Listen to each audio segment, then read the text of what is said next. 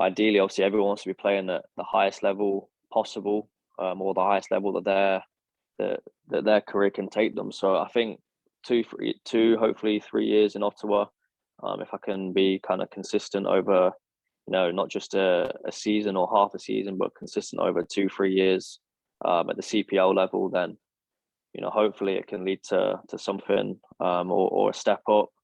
Obviously, getting back into international football, that setup would be huge. And I think right now it's obviously quite a way off, quite a way away. But hopefully with hard work and stuff like that, 2-3 years time, we'll see where we're at. And if it does ever happen again, then I think that would obviously be pretty special as well.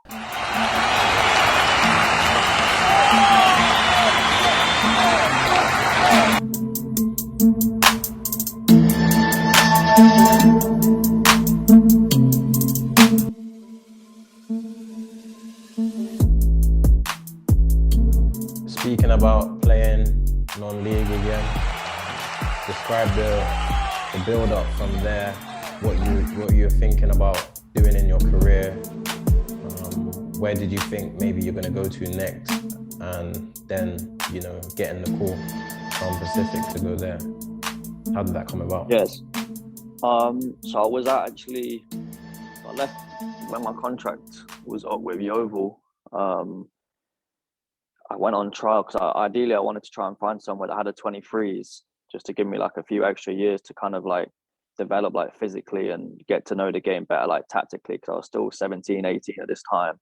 So I went on trial at Barnsley and Burton Albion, trying to get something there.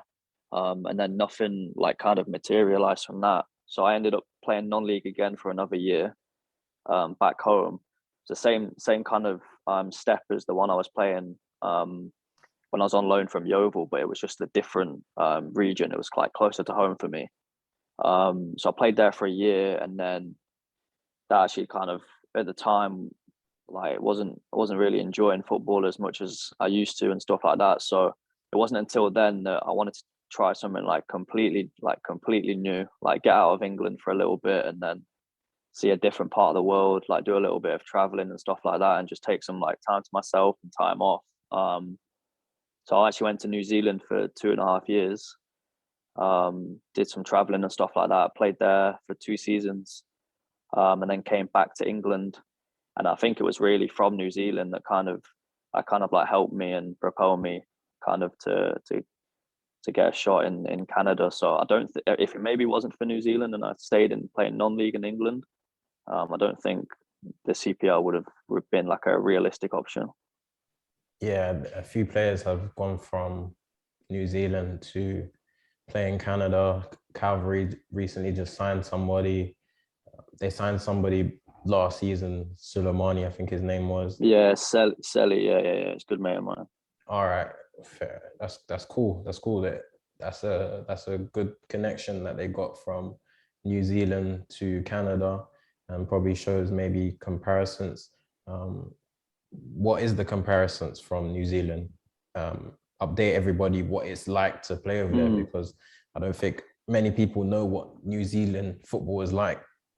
Yeah, certainly. I think like when the idea got put forward to me at the time, it was actually someone from Burton's academy. Their academy manager had a connection over there, and he put the idea out to me, and he kind of said like, would you be interested in going abroad?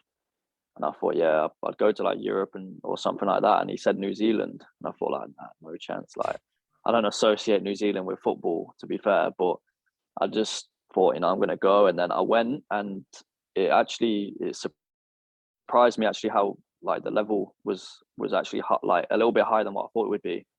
They've kind of changed the system of the league and stuff like that now, but at the time when I went, it was just national. So it's obviously all over the country. You're playing in games and stuff like that. But yeah, the players that they've got coming through, like the young players that are making the squad for the All Whites and stuff like that. Good players that are now playing in Europe. A couple of the boys are playing in Denmark and Norway and stuff, and Sweden. So they've actually got good young players coming through, and I wouldn't be surprised if people start hearing more about them in 5-6 years. You got Chris Wood. Chris Wood from New Chris Zealand. Wood, yeah. Newcastle, yeah. He's probably the most famous one. And then you got He's is the most Winston well Reed, known for sure, yeah. Winston Reed, is he from there as well?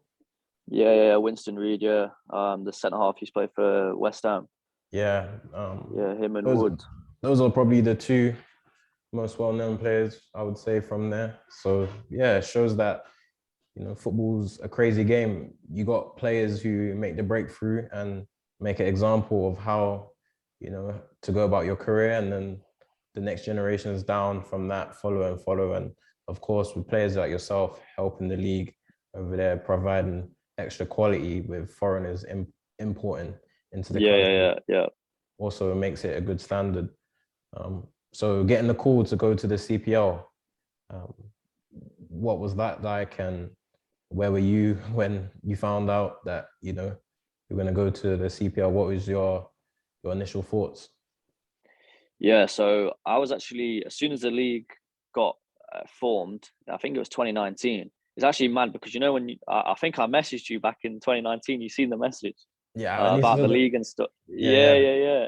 I seen that the other day. Because as soon as it got announced, I was interested straight away. So obviously New Zealand wasn't like full time, so it's classed as like an amateur semi-professional league. And I'd done kind of 2 years there. And I was ready to ideally, hopefully, like step back into full time training every day. So I thought if I can, get a connection or a contact, over there, that would maybe help me get in, that would be great.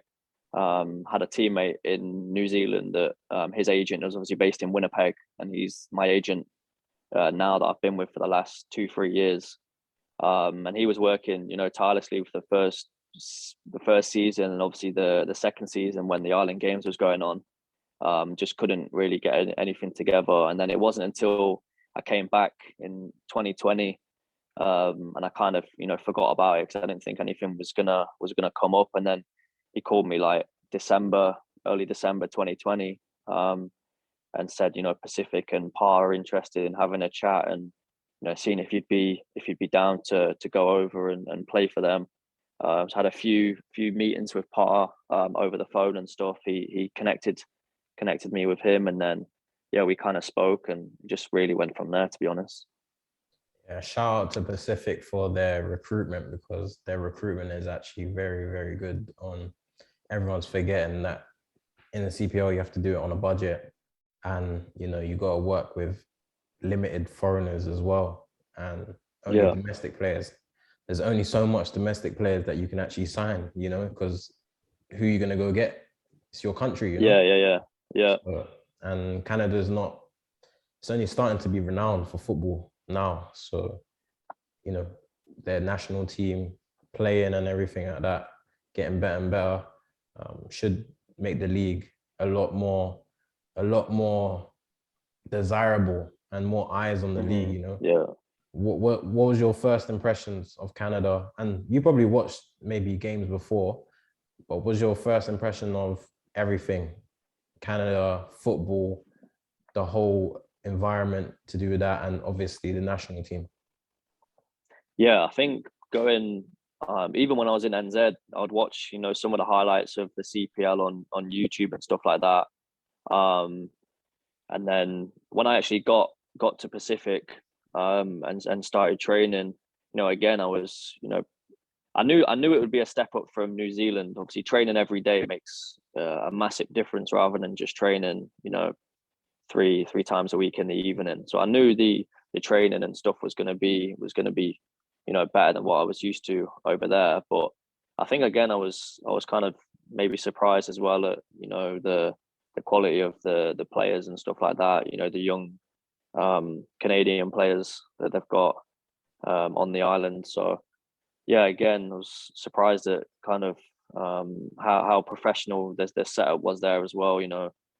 The things that go on like off the pitch and the staff and the coaches and stuff. So they've got a very good foundation set up at Pacific that's obviously hopefully going to lead them to more success in the future. But obviously the national team as well now, doing really well, and I think if they can qualify for 22 World Cup and then they co-host it in 26, I think that's only going to like help the league kind of grow even more.